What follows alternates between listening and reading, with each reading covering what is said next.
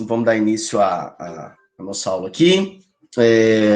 Já falei bom dia para todo mundo antes de colocar para gravar, então, só para não passar em branco, bom dia de novo, tá? Sejam bem-vindos, mais uma aula. É um conteúdo que ele é bem complexo, assim, vou tentar facilitar o máximo possível, deixar a coisa mais fácil possível para que vocês possam entender. Nós vamos falar sobre a independência da América Espanhola. É um conteúdo meio chatinho, tá? Não é um conteúdo tão legal quanto Revolução Industrial, Movimento Operário e Novas Ideias. Agora a gente está passando pelo século XIX, né? Então a gente tem aí um processo de intensas revoltas e revoluções no mundo, né? Então o mundo ele passa por uma instabilidade político-social muito grande. Já falamos sobre as revoluções liberais na Europa, né? Falamos sobre as guerras napoleônicas.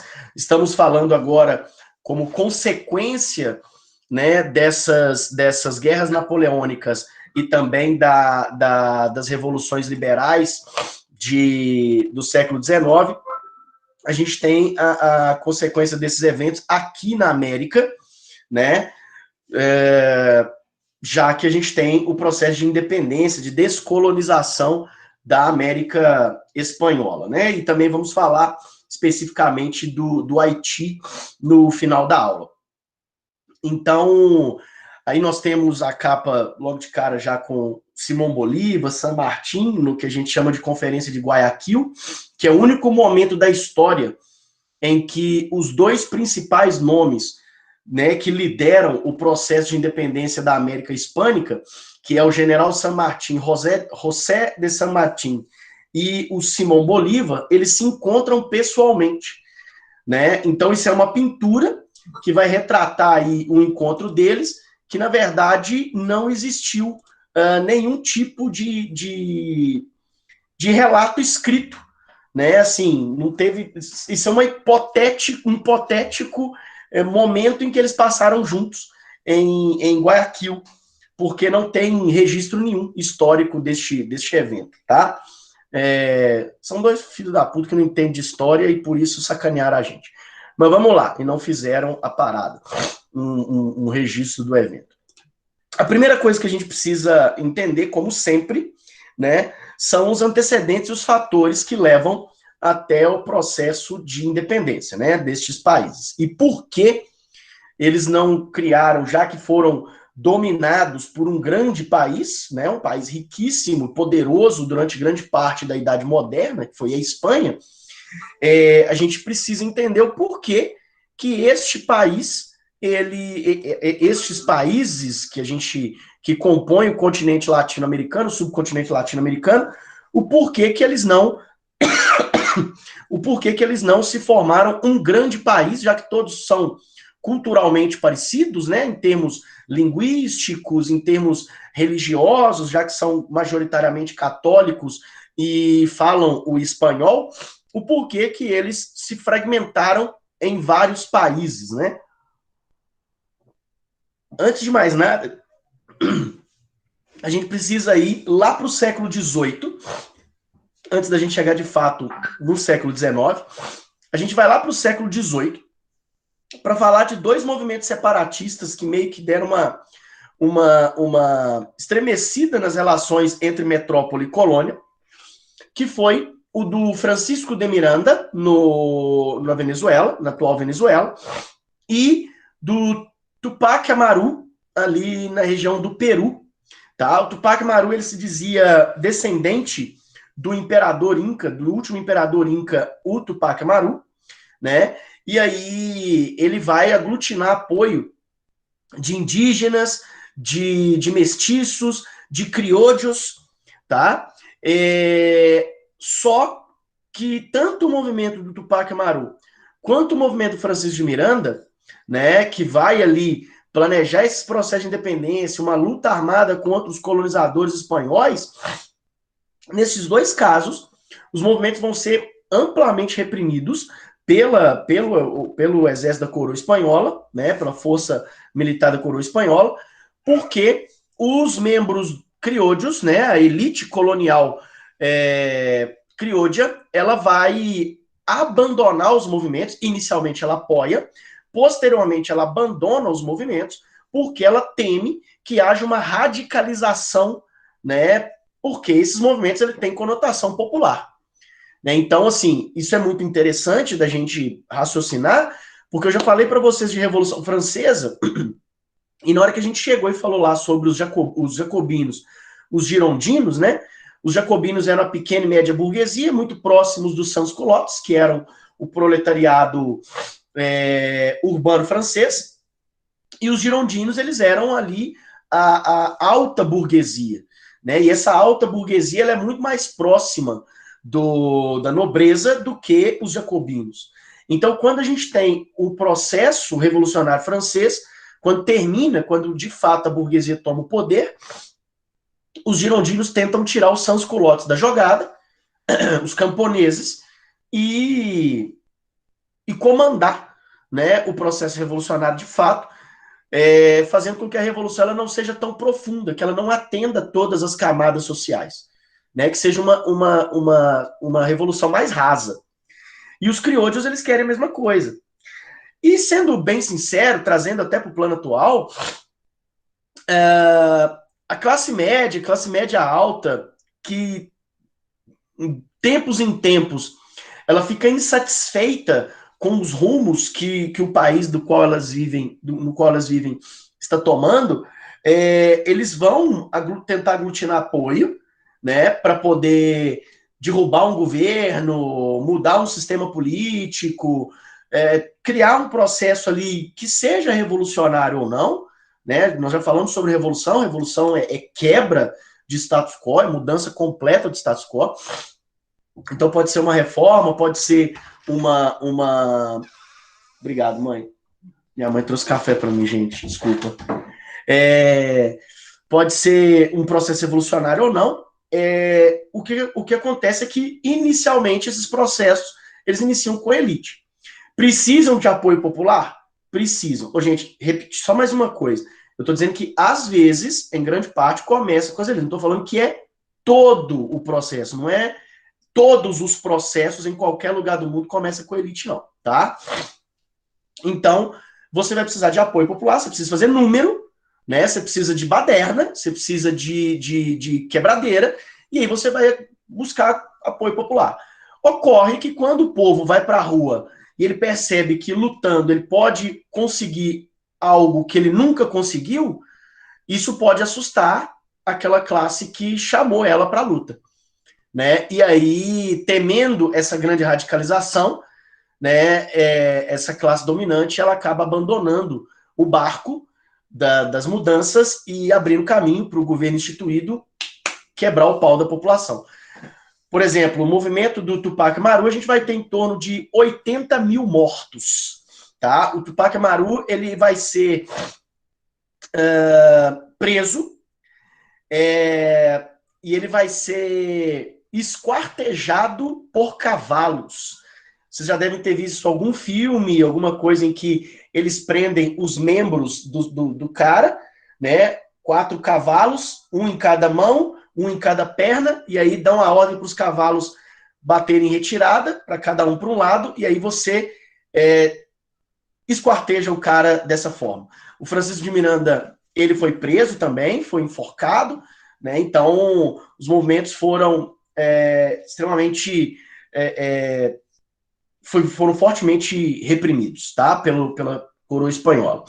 E aí, a gente vai aqui trazer uma relação, né, como eu falei bem no início da aula, da independência da América Espanhola, as transformações que vão ocorrer no século XVIII na Europa, inicialmente, e posteriormente, com as transformações do século XVIII, a gente vai ter uma série de transformações no século XIX, que a independência da América Espanhola é um grande evento. Né? Então, o que leva à ruína do absolutismo que vai auxiliar na independência dessas colônias? Primeiro, o iluminismo. Né? Como sempre, o iluminismo ele é parte presente e importante no processo de independência, porque você tem o iluminismo servindo como base teórica desses eventos. Né? Então, o ideal de liberdade política, liberdade social, religiosa, econômica, né? A busca incansável pela liberdade, ela serve como base teórica. Né? Não é apenas conversa de boteco que você vai chegar e falar assim, vamos buscar nossa liberdade? Vamos lá. Não. Né? Nós temos aí várias obras, né, com embasamento científico, fortíssimo, filosófico, né, sociológico, de busca de liberdade político, social, econômico, religiosa, que vai permear aí essas revoluções, tanto na Europa quanto na América. A Revolução Industrial, né, que, lembrando que vocês podem perceber que elas estão cronologicamente na sequência, e, óbvio, uma coisa vai influenciando a outra. A Revolução Industrial, a gente tem um processo de ampliação de mercados, mudança no patamar produtivo, né? Um grande enriquecimento da burguesia através do processo industrial, o aumento do fornecimento de matérias-primas para essas indústrias que estão nascendo na Europa, né? Então, com o aumento de matéria-prima em países que não são as metrópoles, né, destes fornecedores de matéria-prima, então você não pode ter pacto colonial. Se você tem pacto colonial, você não consegue vender para essas indústrias que estão nascendo, porque elas não estão na Espanha, né? Elas não estão em Portugal. Então, você tem um problema em que a Revolução Industrial ela traz, junto com o Iluminismo, um ideal de liberdade econômica muito grande. A Revolução Americana, ela é o processo revolucionário que é, de fato, a primeira ação concreta de independência num continente que era dominado por um país europeu e que ele deu certo. Né? Então, os caras buscaram suas liberdades, né? Buscaram lutar pelas suas liberdades, baseando-se nas teorias iluministas, né? E por isso, lutando pela sua liberdade, alcançando as suas liberdades, né? Serve de exemplo para outros países, para outras regiões do continente lutarem pelas suas liberdades também, né? Se desgarrando ali da dominação europeia. E a Revolução Francesa, que é o grande marco histórico, né, de liberdade política, de alcance de liberdade política. É o que leva à ruína do absolutismo. Né? Então, assim, é óbvio que, de fato, a ruína do absolutismo ela se dá com as revoluções liberais do século XIX, que a gente tem a consolidação, mas é ali o grande marco que vai fazer com que a burguesia ela perceba que ela, ou que as classes subalternas, por assim dizer, não só a burguesia, mas principalmente ela vai perceber que é possível alcançar o poder. Ela já detém o poder econômico, ela necessita do poder político, né? E aí você tem a Revolução Francesa, que é esse grande marco, que tem a própria Revolução Americana também como inspiração, né? Estão vendo a Inglaterra se industrializando fortemente, né? E a França ali semi-feudal ou feudal ainda, e o iluminismo sendo utilizado como base teórica. Então, a Espanha, para complementar, a Espanha ela passa por sérios problemas econômicos durante o século XVIII. A Espanha não é a grande potência de outrora, do século XVI e do século XVII, porque há um profundo declínio da exploração mineradora, né? Ao contrário do que os espanhóis imaginavam.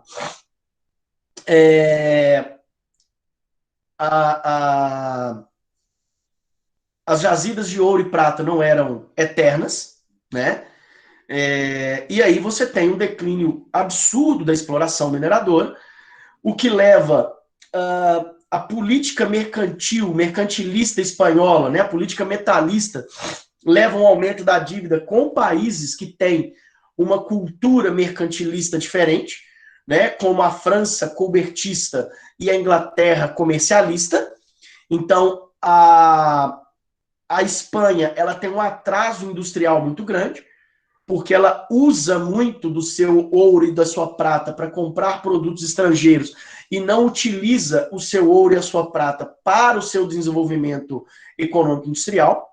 Então, a política metalista ela é muito ineficiente, ineficaz, né, prejudicial à economia espanhola, porque ela vai fazer com que a economia espanhola tenha sempre a sua balança comercial desfavorável, transformando França e Inglaterra em potências econômicas e transformando a Espanha numa periferia da Europa. Tá bom? Vamos prosseguir. Alguma dúvida, gente, por gentileza, até agora?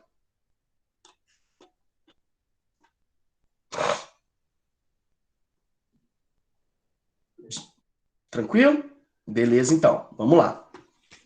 Bem, com todo o declínio econômico, isso é muito importante, né, da gente entender que é o seguinte.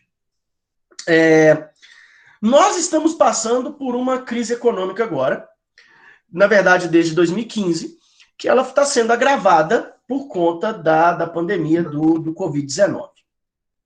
Só um minuto. Isso. Enfim, essa crise econômica faz com que muitas pessoas percam emprego, faz com que muitas pessoas tenham uma diminuição da sua renda e leva a uma preocupação muito grande, porque quando as pessoas elas têm uma crise visível, elas deixam de consumir, elas consomem menos e, diante de um processo analógico aqui de economia como roda giratória, essa roda ela vai parando de girar, e a economia parando de girar vai causar uma crise ainda maior. E aí, geralmente, os governos, né, dentro dessa ótica liberal burguesa, ela vai criar mecanismos para fazer a roda da economia girar de novo. Ela precisa de todo mundo. Só que, quando você tem classes sociais distintas, as pessoas que são subalternas, que não detêm tantos privilégios, sejam eles sociais, políticos, econômicos, eles sempre vão sofrer mais, né, para sair dessa crise do que as classes abastadas, as classes superiores, né? Então, diante de um processo de dominação de um país sobre outra região do mundo, como é o caso da Espanha sobre grande parte da América, as colônias que vão pagar o preço. As colônias estão tendo suas riquezas retiradas para o enriquecimento da metrópole, e elas é que vão pagar a conta deste declínio econômico da metrópole.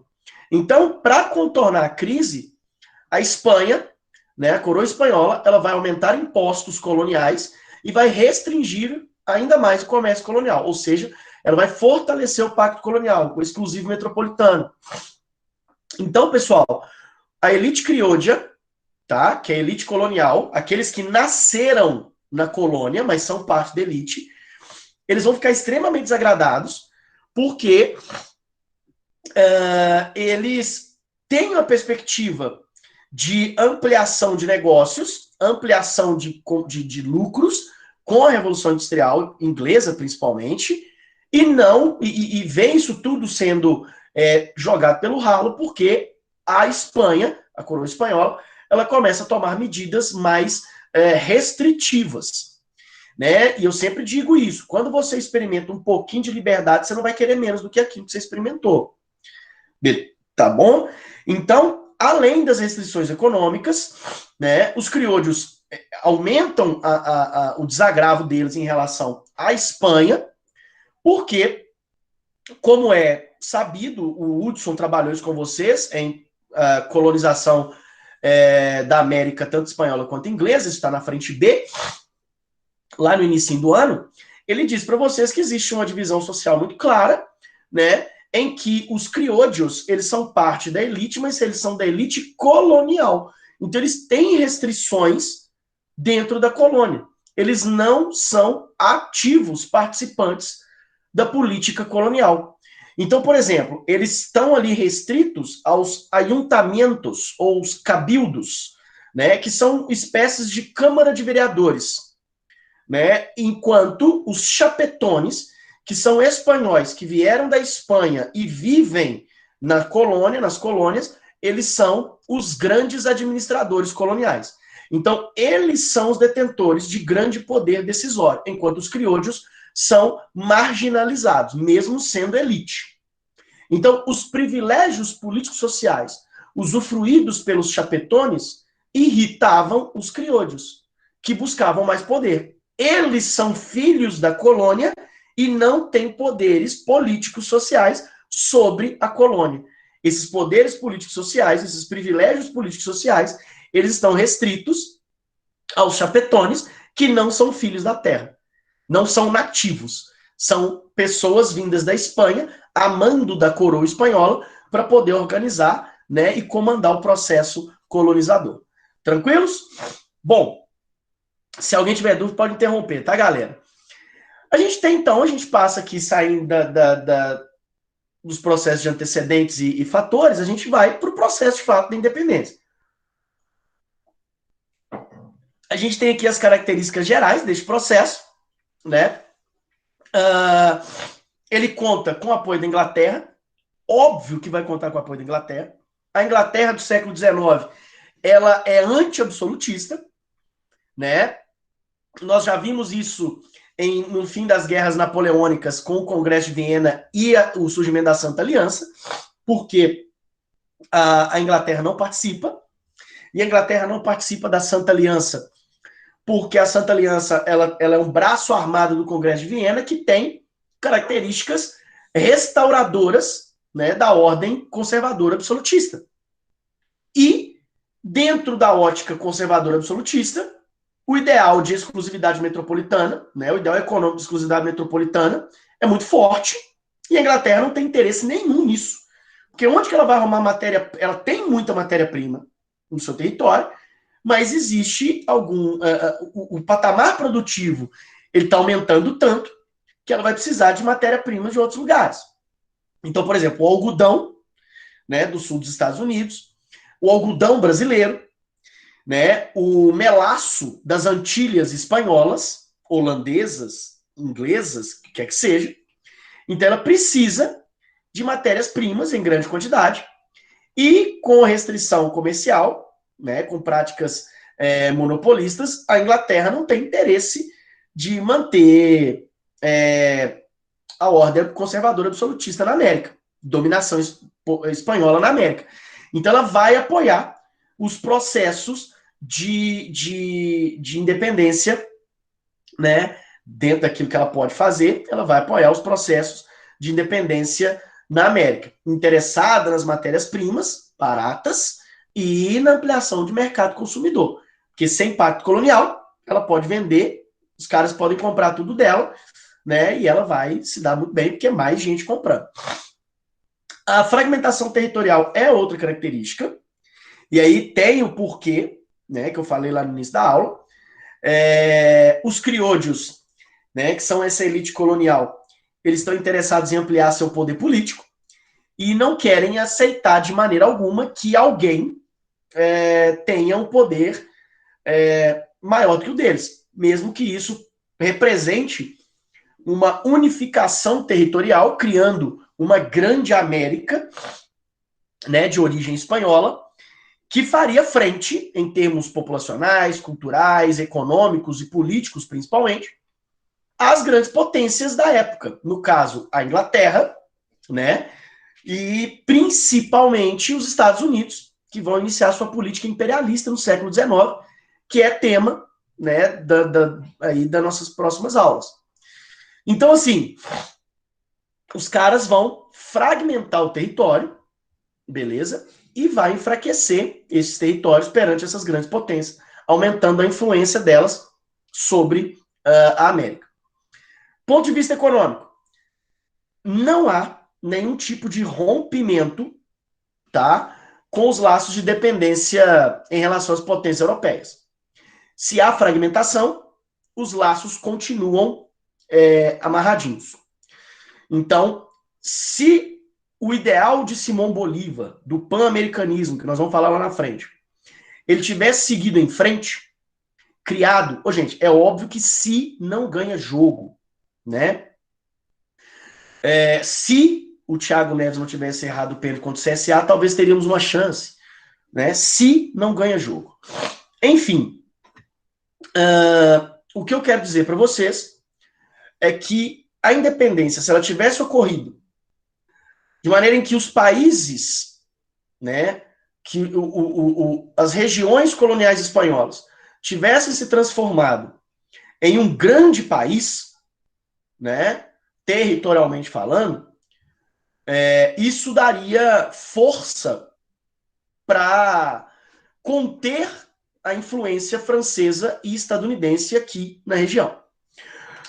Só que, com a fragmentação territorial, em vários pequenos países, o que vai acontecer? As potências europeias vão ampliar as suas influências, a sua influência política e econômica aqui na região. De país em país, de elite em elite, de região em região. Beleza? Então, nem sempre o que a Colômbia quer é o que a Venezuela quer. Isso é tão interessante, galera, isso é tão legal, que você percebe na história da América Latina, e é um pecado que o Enem não cobre tanto a América Latina, vários conflitos durante o século XX, por exemplo, entre países da América Latina. Bolívia, Chile, Peru, né? Colômbia e Venezuela, né? Brasil, Argentina e Uruguai contra o Paraguai, beleza? Então a gente vai ter uma série de conflitos. Isso eu estou falando só da América do Sul para ficar pertinho da gente aqui, né? Só para ficar pertinho para dar para ir de ônibus, beleza? Então a gente vai ter fomento dessa fragmentação para que haja essa ampliação da influência europeia e estadunidense aqui na região.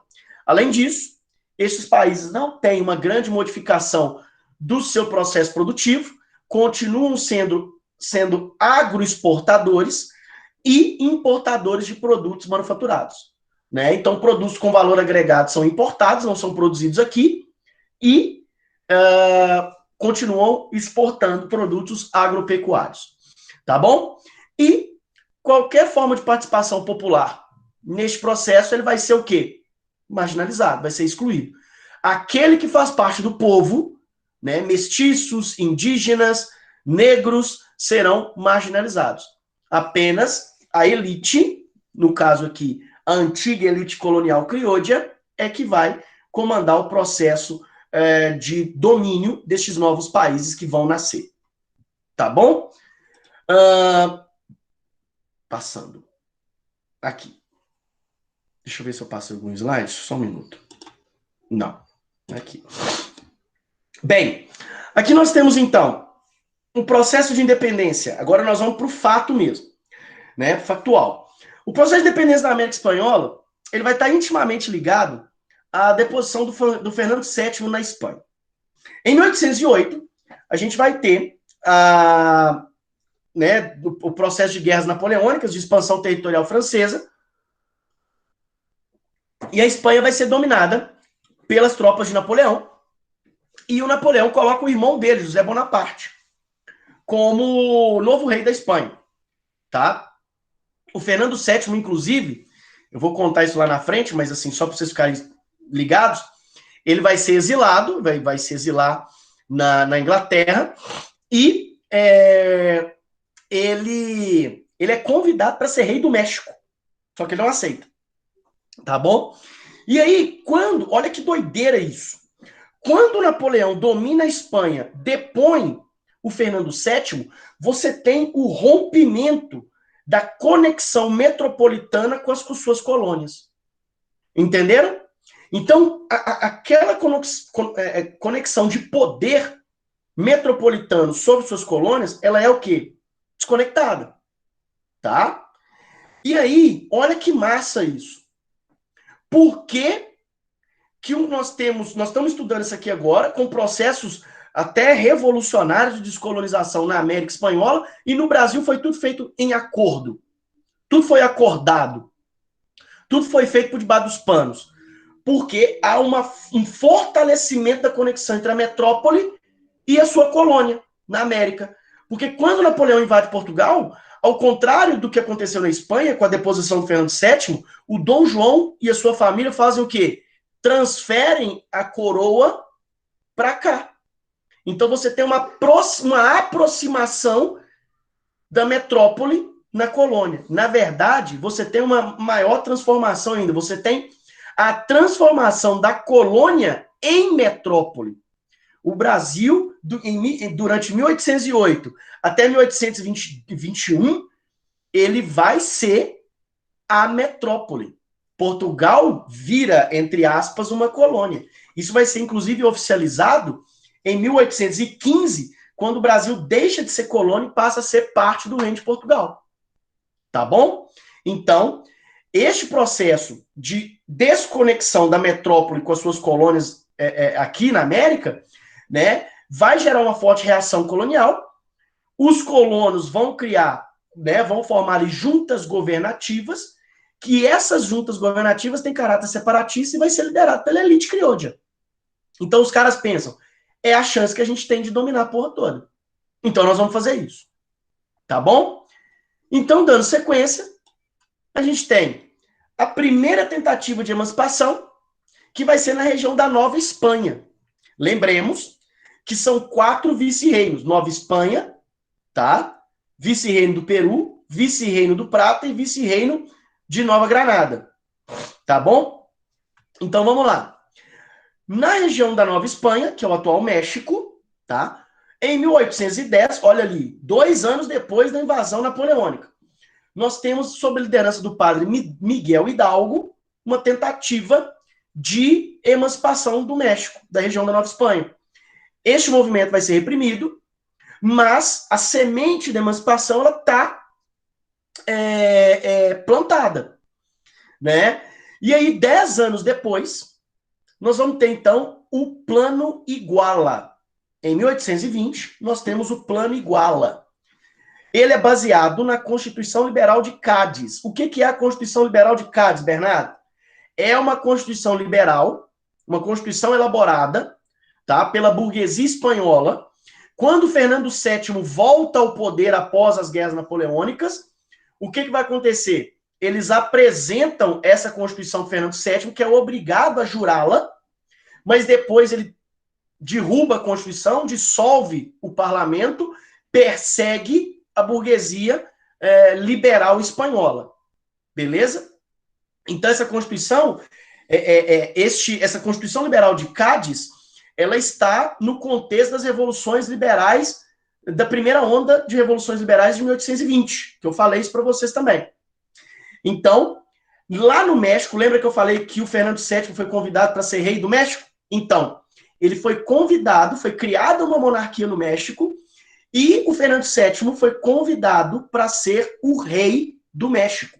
Só que não aceita, né? Então os caras criam uma monarquia constitucional no México, tá? Católica, fervorosa, óbvio, né? O segundo maior país católico do mundo hoje é o México, e o Fernando VII foi convidado.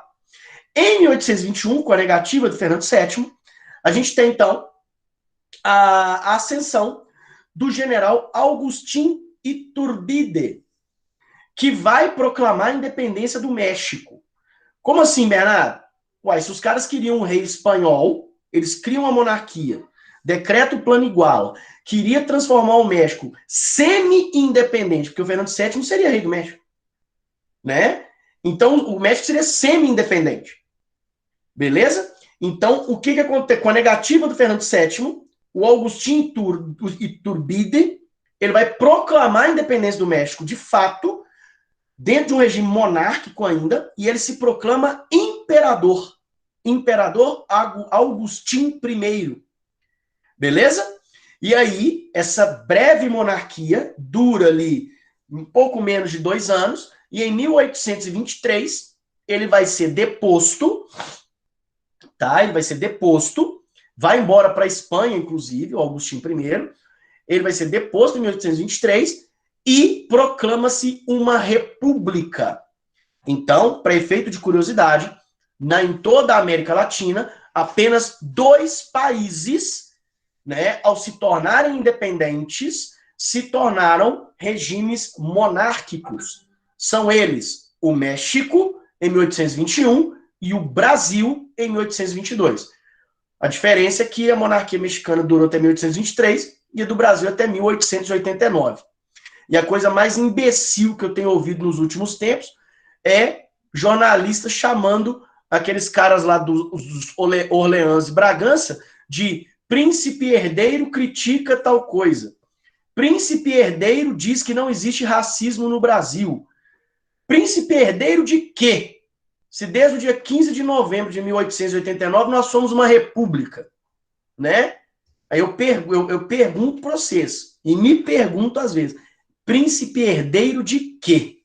Entendeu? Tem que tratar os caras como devem ser tratados, né? São porra nenhuma.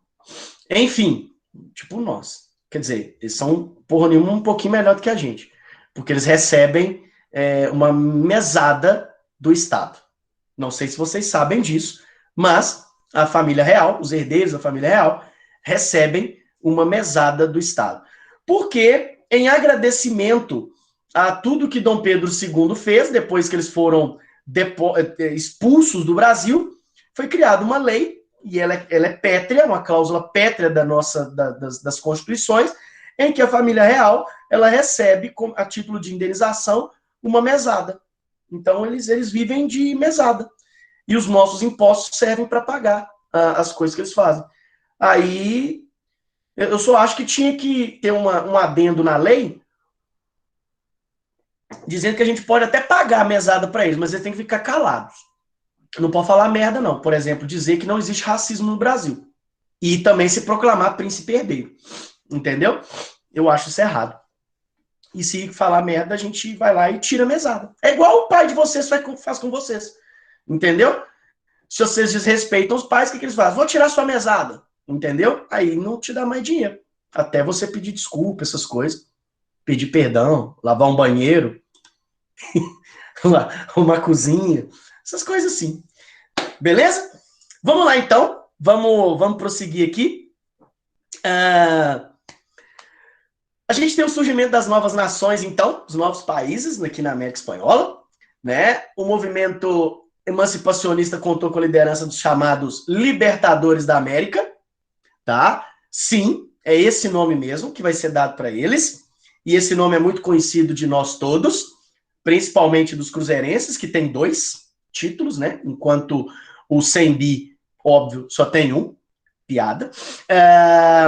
Nós temos, então, como os grandes libertadores da América, Simão Bolívar, tá? José de San Martín, José Sucre, olha eu aí, Bernardo O'Higgins, Agustín Iturbide, tá? Miguel Hidalgo e José Artigas. Lembrando, eu não coloquei aí, mas eu quero só para efeito de curiosidade, tá bom? Eu gosto muito disso. O nome do campeonato, Copa Libertadores da América, é dado justamente em homenagem a esses caras. Beleza? Não foi engraçado não, Daniel. Olha só.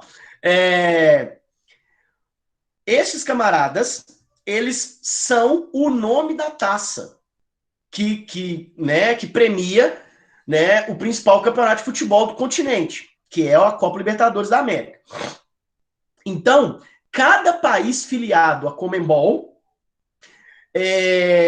decreta pega o nome do seu libertador, né? Lembrando que repete em alguns países, e aí ele é colocado lá na Conmebol, no pavilhão e tal, aquela coisa toda, e ele é sempre homenageado por conta do nome do campeonato, da importância do campeonato e tal. O Brasil tem o seu libertador também, que o Brasil foi colônia. Né? E, para efeito de curiosidade, não é Dom Pedro I. Aquele que é considerado o patriarca da independência, tá? Ele é o libertador da América escolhido pelo governo brasileiro, pela CBF, né, que não é parte do governo brasileiro, óbvio, mas na época era CDB e tal, que era parte. Ele foi escolhido como o libertador da América brasileira. Esse cara é o José Bonifácio Andrada, que é o cara que plantou a sementinha da independência no ouvido de Dom Pedro, ainda regente, que depois veio se tornar Dom Pedro I. Beleza? Então você vai ter ali homenagens a Simão Bolívar, ao São Martín, ao Sucre, ao Bernardo O'Higgins, né? O Iturbide, ele tá, mas os mexicanos não jogam. O Artigas, ele tá muito ligado ao Uruguai, né? O Hidalgo é o padre mexicano também, ele é homenageado, mas os times mexicanos não jogam aqui. E o José Bonifácio Andrade é o nome brasileiro. Tá bom? Aí vamos lá. A partir de 1823, então depois do México, olha lá que interessante, os países ali do istmo da América Central proclamam a independência deles. Posteriormente à proclamação da independência destes países do istmo ali da América Central, né, ele surge ali as Províncias Unidas da América Central, vai se fragmentar em diversas repúblicas, criando ali a Costa Rica, Honduras, El Salvador, Guatemala e Nicarágua. Ai, Bernardo, cadê o Panamá? O Panamá ainda é Colômbia, tá bom? Só no século XX o Panamá se torna Panamá. Cuba vai se tornar independente apenas no final do século XIX, em 1898. Tá? Então, Cuba só lá na frente. Tá bom? Nós estamos falando da primeira metade do século XIX. Beleza? E aí, ó, curiosidade aqui, olha só. Se eu passo o mouse assim, vocês veem o mouse? Vem, né? Onde o mouse vai ficar restrito? Ótimo, então tá bom. Então aqui, ó, onde tá aqui, ó, onde o mouse tá aqui, ó. Esse é José San Martín, tá? Esse, segundo, Simão Bolívar, Padre Miguel Hidalgo, José Artigas, tá? Agustín Iturbide, Bernardo O'Higgins e José Sucre. Então, esses caras são os libertadores da América, beleza? Tá aí a fotinha, as pinturas aí, relacionando cada um. Tudo bem? E aqui nós temos uma... Eu vou alterar aqui só para vocês enxergarem melhor. Olha que legal aqui. Né? Vice-reino da Nova Espanha, né? Vice-reino de Nova Granada, vice-reino do Peru, vice-reino do Prata. Capitania Geral do Chile, Capitania Geral da Venezuela, Capitania Geral de Cuba, Capitania Geral da Flórida e da Guatemala. Então, nós temos vastos territórios, divididos em vice-reinos e capitanias gerais, que serão todos fragmentados em territórios. México, Guatemala, olha lá. Belize fica pertencendo à Inglaterra durante muito tempo. Panamá só em 1903, e ele vai se tornar independente no contexto da criação, da construção do canal Panamá, tá bom? E aí você tem, então, aqui as Guianas, pertencendo ainda à Inglaterra e à França, e também o Suriname, pertencente à Holanda. E aí, depois vocês vão dar uma analisada, olhando as datas direitinho aí, quando a aula for para o Canvas, vocês vão ver bonitinho as datas de emancipação de cada país. Amém? E aí, sigamos, a gente passa então para o pan-americanismo. Beleza? O que é o pan-americanismo? O pan-americanismo, ou bolivarismo, é uma idealização de Simão Bolívar, que vai ali buscar apoio de todos os membros das elites criollas de toda a América, né, recém-emancipada, em que ele defende uma unidade política interamericana. Então, todos os países recém-emancipados, em vez de criarem pequenos fragmentos territoriais, eles deveriam se unir numa coisa só. Beleza?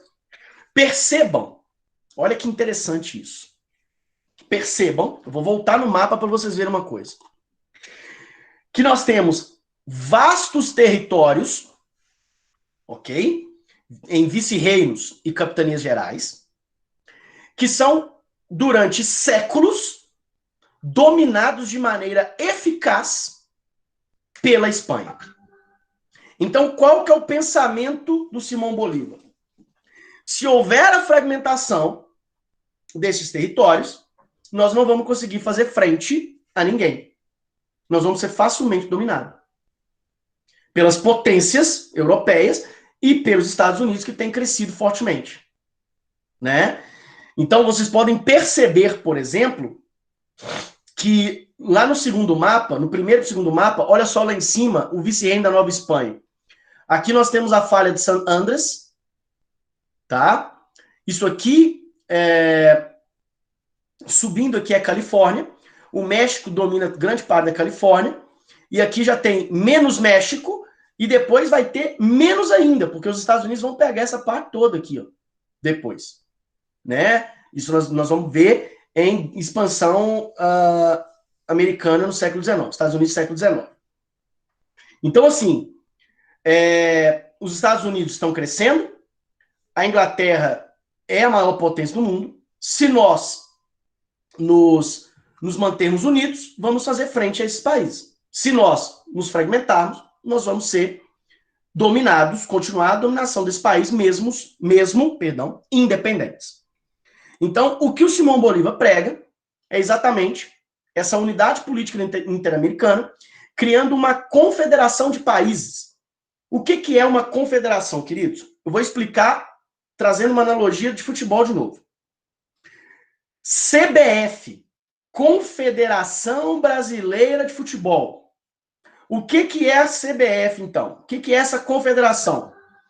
É uma entidade que vai ter abaixo dela várias federações de futebol.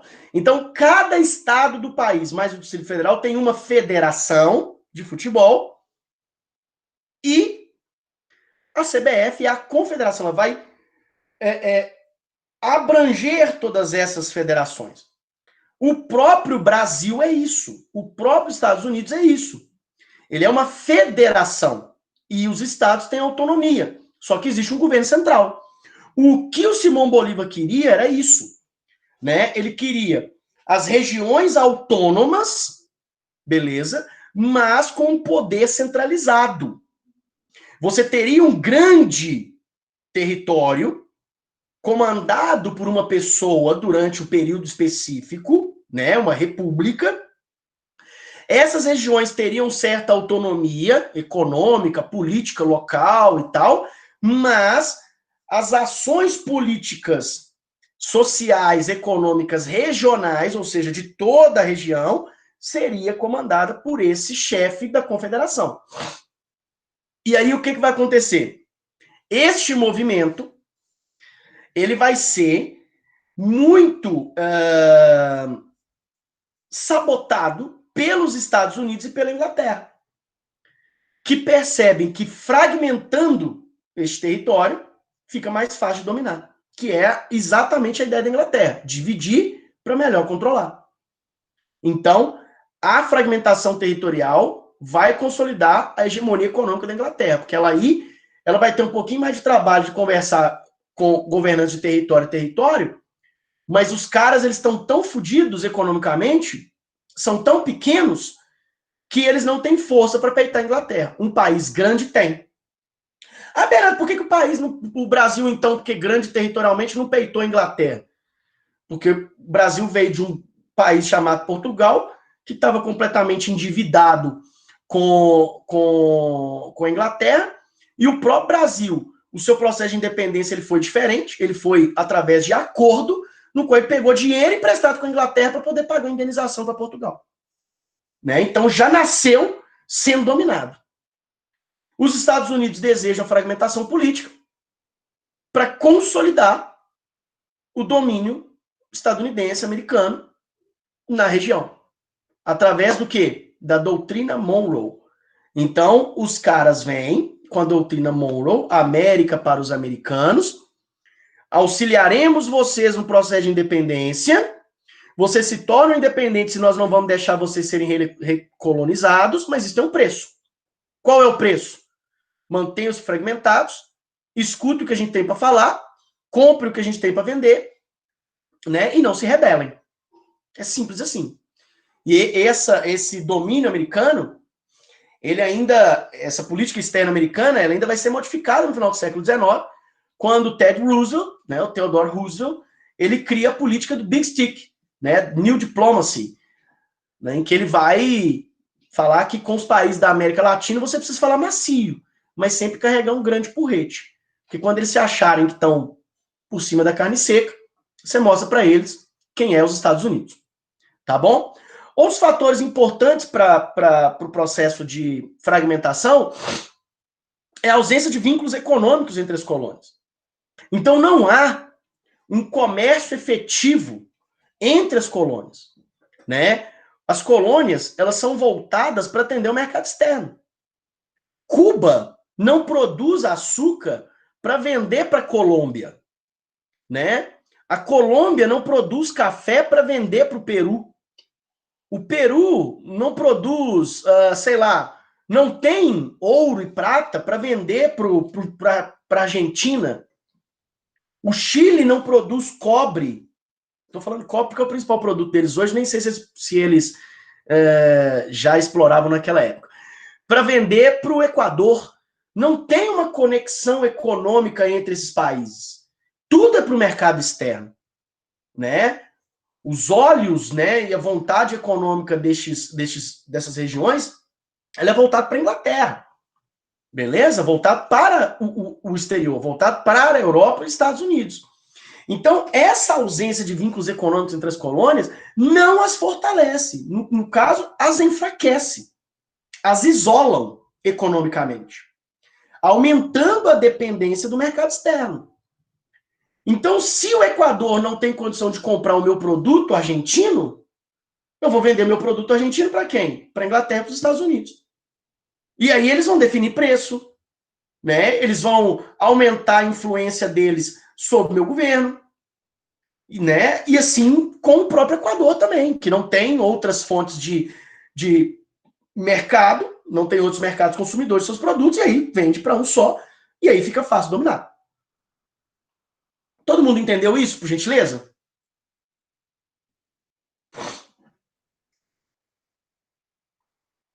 Tranquilo, beleza.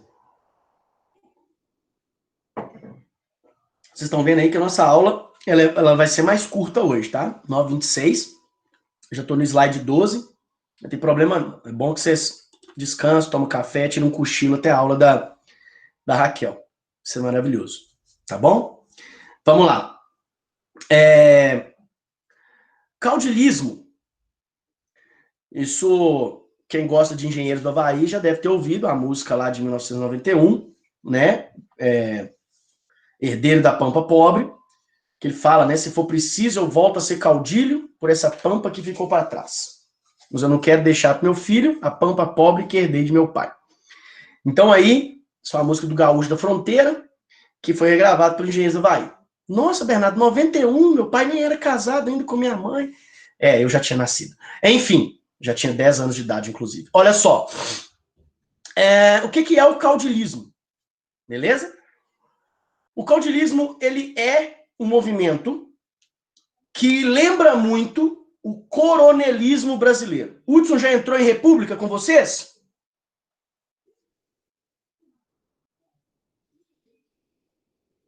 Isso foi uma pergunta. Não. Beleza. Quando ele entrar, tá? Ele já falou de período regencial, né? Período regencial ele já falou.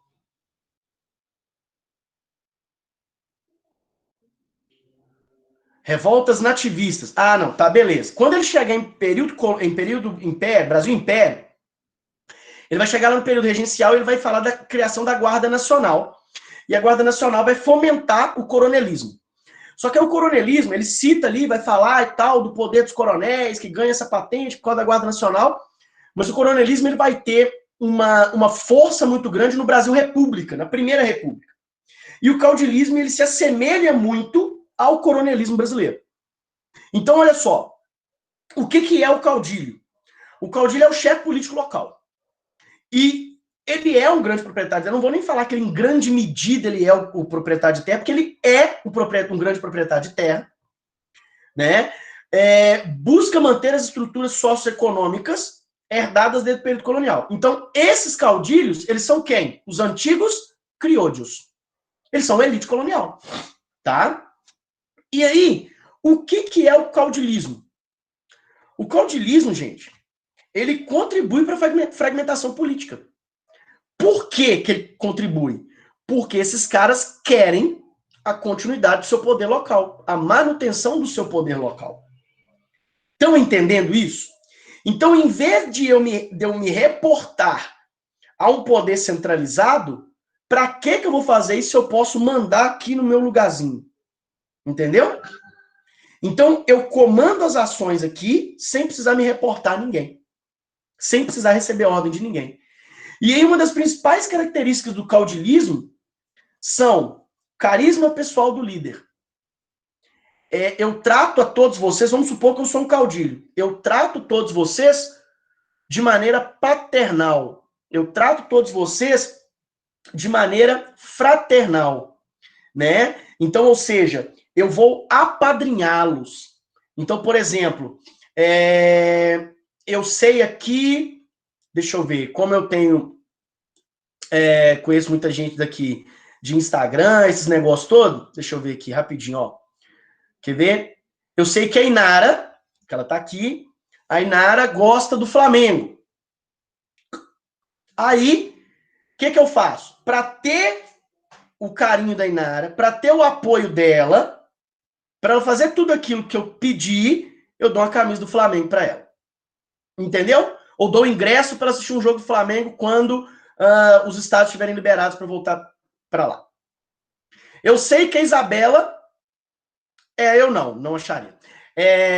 Eu sei que a Isabela gosta de café. Então, eu daria toneladas de café para Isabela, torrado em grãos, e um moedor para ela moer o próprio café dela e fazer o cafezinho dela. Entendeu? E aí, manda mimos. E aí, a Isabela vai adorar, a Inara vai adorar, e aí, eu sou uma pessoa muito carismática, né?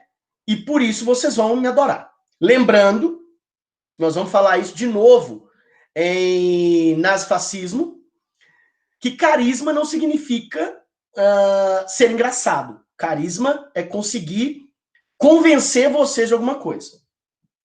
Tá bom? Hitler era extremamente carismático, Stalin era extremamente carismático, Vargas era extremamente carismático, né? Stalin era extremamente carismático, beleza?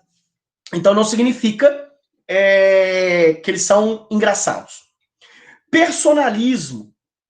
Então eu sempre, quando eu vou dar o presente para Inara, o mimo para Isabela, o que eu vou fazer? Eu sempre vou mostrar que fui eu que dei o mimo, que fui eu que dei o presente, que fui eu que fiz aquilo. Olha, eu estou te dando o presente.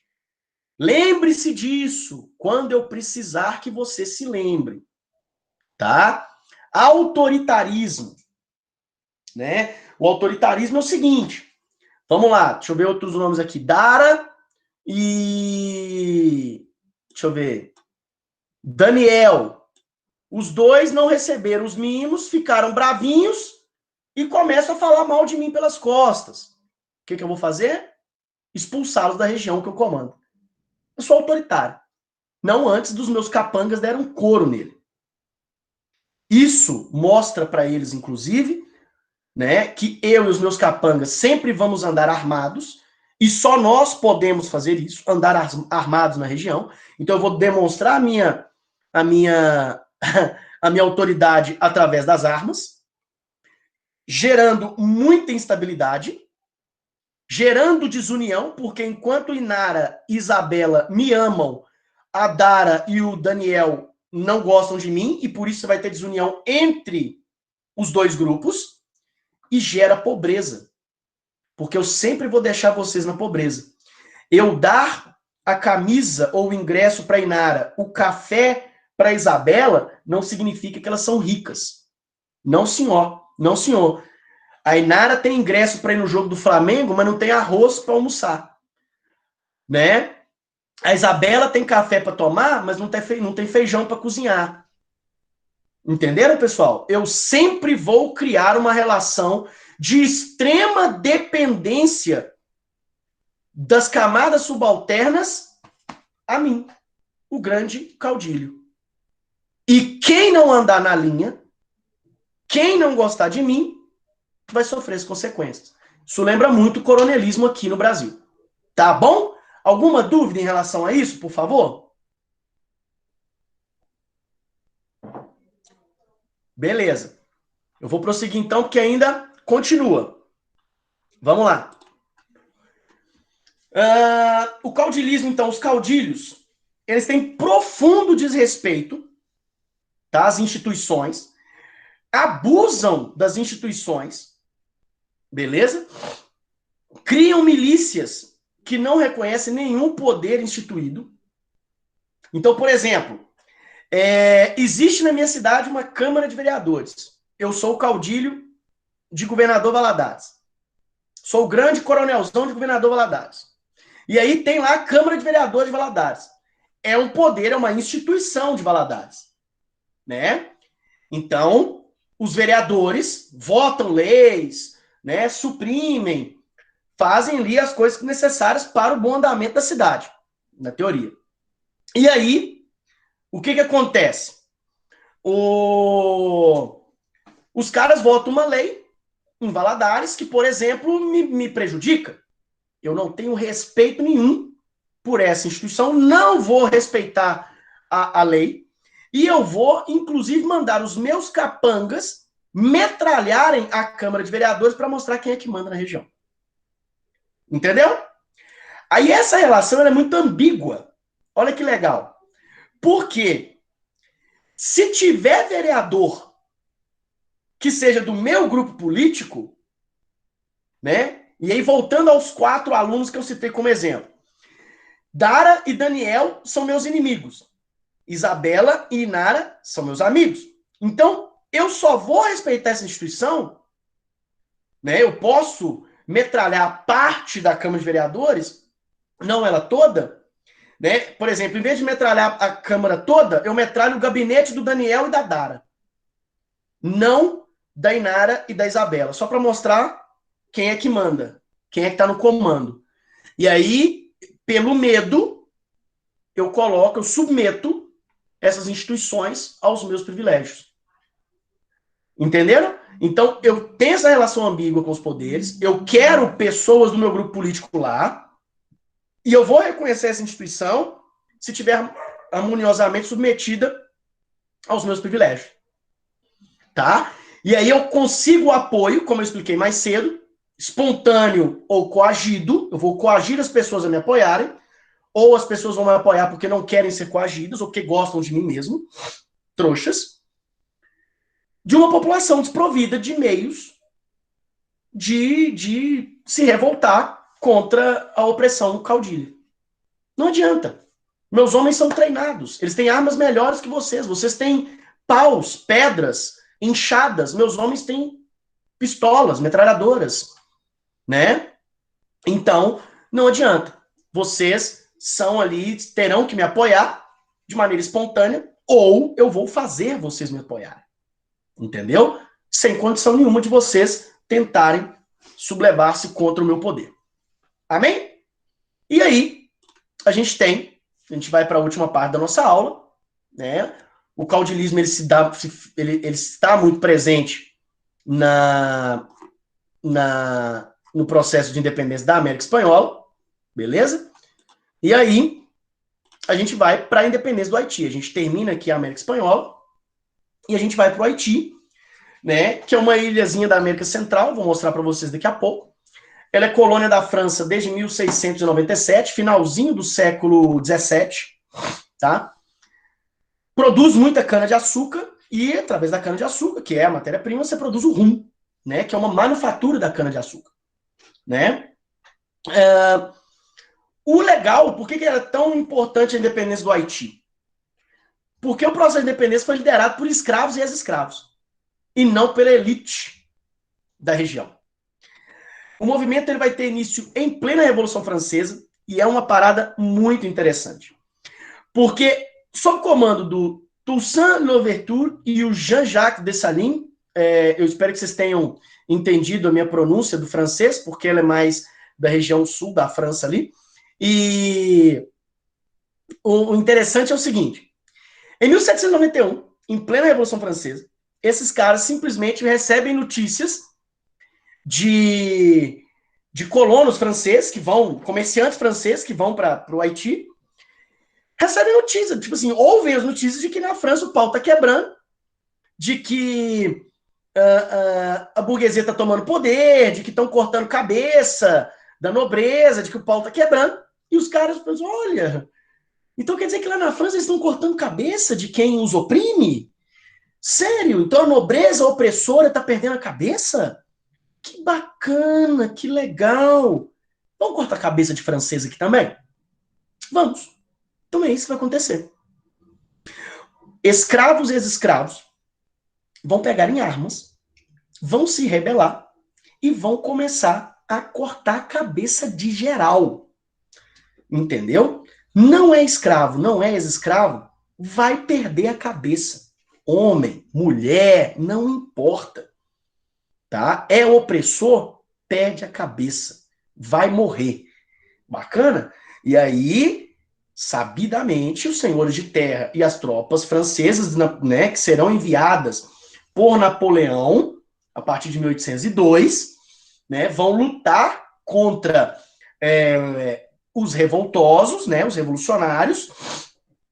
O Louverture, né, ele vai ser preso, levado para a França, torturado, óbvio, e em 1803 ele morre de pneumonia. Ocorre que o movimento continua, então é um movimento longo, não é um movimento curto, né? Assim como a Revolução Francesa durou lá muito tempo, é um movimento longo. Eles vão se tornar independentes em 1804, é o segundo país a se tornar independente na América, né? Então, primeiro os Estados Unidos, depois o Haiti, em 1804. Nós consideramos o Haiti independente em 1804, mas o movimento continua a lutar, e em 1825, os Estados Unidos, através da doutrina Monroe, vai reconhecer a independência do Haiti, tá bom? Então, o Jean-Jacques Dessalines, ele vai conseguir esse reconhecimento da independência que foi proclamada em 1804. E aí, na proclamação da independência em 1804, a primeira coisa que eles fazem é abolir a escravidão. A escravidão é abolida. Tá bom? Então, nós temos aí um processo que é duradouro, um processo de característica popular abolicionista e um processo em que houve uma completa destruição do Haiti, da economia, das plantações, o que leva a uma situação do que a gente pode denominar da maior extorsão que já aconteceu no mundo. Beleza? Em que, ali em meados do século XIX, o Haiti já ali tentando se recuperar da guerra de independência, a França vem com navios canhoneiros, isso é uma curiosidade, tá? Vem com navios canhoneiros, né? Navios com vários canhões e tal, que o pessoal, nós historiadores chamávamos de política da canhoneira. Eles simplesmente estacionam os navios em volta do Haiti, mandam uma carta para o presidente do Haiti dizendo o seguinte: olha, nós não reconhecemos a sua independência. Queremos que vocês nos paguem uma indenização para reconhecer a independência de vocês e por todos os benefícios que nós já trouxemos como franceses para esta ilha. Nós não temos como pagar, não. Olha, eu tenho vários navios aqui em volta da costa, nós vamos bombardear Porto Príncipe, nós vamos bombardear as principais cidades do país, nós vamos bombardear o país inteiro. E depois invadir essa merda e arrasar com tudo. Tá, podemos negociar? Podemos.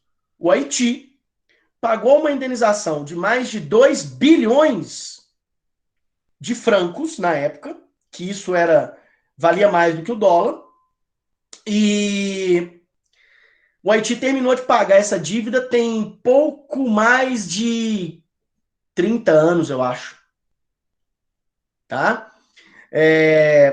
E o Haiti hoje é o país mais pobre da América. Não é nem da América Central, nem da América do Norte, nem da América do Sul. é o país mais pobre da América. Beleza? Então, o Haiti tem esse problema, né? Óbvio que teve muita corrupção, muito desmando e tudo, mas teve uma situação de pagamento de indenização que e de influência de países como Estados Unidos, por exemplo, que fudeu com a economia do Haiti. Tá bom? Alguém me chamou. Pior que a Venezuela? Sim, pior que a Venezuela. A Venezuela, ela é pobre no sentido de que ela tem... Peraí. Ela tem um embargo econômico muito grande sobre ela. A Venezuela não pode comercializar seu principal produto. A Venezuela ela tem as maiores reservas de petróleo do mundo. A Venezuela ela sofre com um embargo econômico muito grande, em que ninguém pode realizar comércio com a Venezuela em dólar. Entendeu? E o dólar é uma moeda internacional. Então, por exemplo, até pouco tempo atrás, Rebeca, o Irã mandou derivado de petróleo para a Venezuela. Ué, Bernardo, mas peraí. Mandou derivado de petróleo para a Venezuela? A Venezuela ela tem grandes reservas de petróleo cru, mas ela não tem grandes refinarias. Então, ela tem petróleo, mas não tem gasolina. Então, estava tendo problema de abastecimento. Então, o Irã, que tem autossuficiência em refino, que sofre embargo americano, mandou navios de gasolina para a Venezuela, só que a Venezuela não pagou em petróleo, porque o Irã não precisa de petróleo. Aí o Irã pagou em quê? Em ouro. Entenderam? Então, tipo assim, os caras vão tentando ali se desviar dos embargos. Né? Então, isso é uma situação muito interessante. Eu vou indicar para vocês o Xadrez Verbal, que é o podcast que eu escuto toda semana.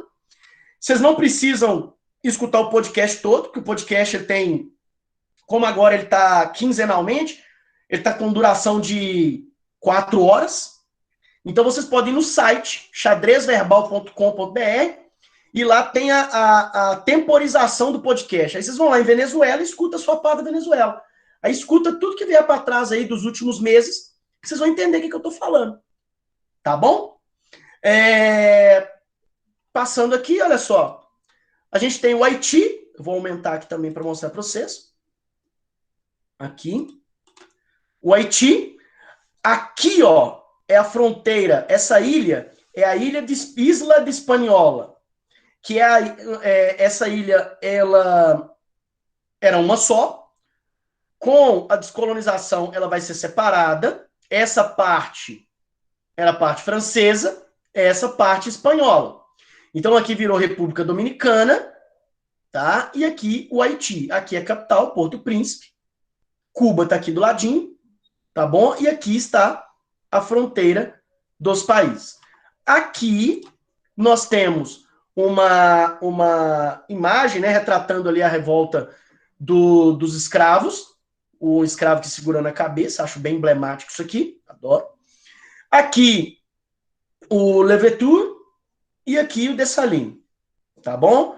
Que são ali os homens que vão liderar o processo de independência do Haiti, tá bom? Pessoal, alguma dúvida? Porque nós temos monitoria só semana que vem. Alguma dúvida, por gentileza?